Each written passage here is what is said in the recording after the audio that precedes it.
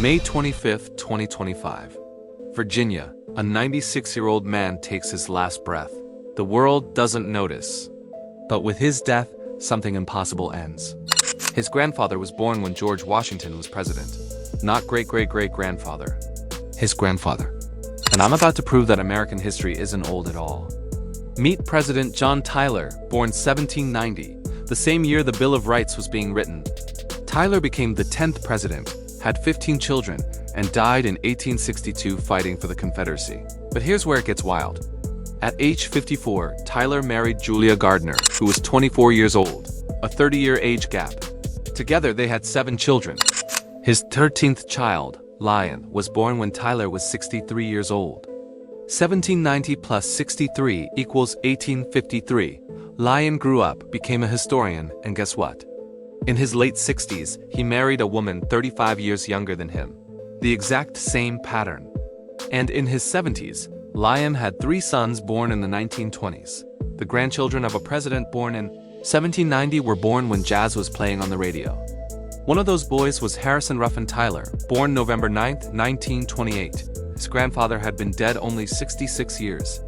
That's the same distance separating us from 1960, from the Beatles. Harrison grew up during World War II, became a chemical engineer, started a successful company, and in 1975 he bought his grandfather's plantation, Sherwood Forest, and spent years restoring it. Then in 2012, the internet discovered him. Twitter exploded. President Tyler's grandson is still alive? The story went viral. Harrison found it amusing. He said, "When you talk about my grandfather born in the 1700s, there is a disconnect. It is somewhat incredulous." And then 8 months ago, Harrison died peacefully at age 96. Here's what just ended. 1790 to 2025, that's 235 years. That's all separating you from the founding of America. We think of the founders as ancient history, but America turns 250 years old this year. We're not ancient Rome, we're a teenager. Slavery ended 160 years ago. That's 2 Harrison Tylers back to back. Women got the right to vote in 1928 years before Harrison was born. The last residential schools for Native American children closed in 1978 when Harrison was 50 years old.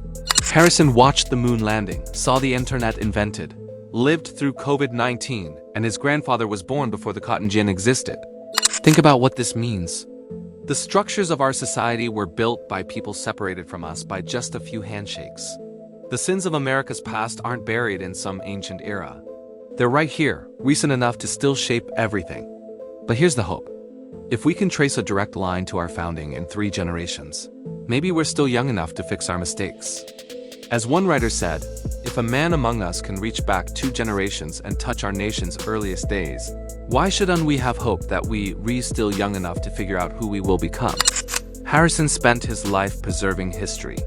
He donated millions to colleges, restored Civil War sites, and ran his business with generosity. When asked about his grandfather's controversial legacy, Harrison said, "He was not a traitor to his country. He never ran from the complicated history. He faced it head-on." And Harrison made sure the pattern ended with him, joking, "We're not going that route again." His kids were born when he was in his 30s and 40s.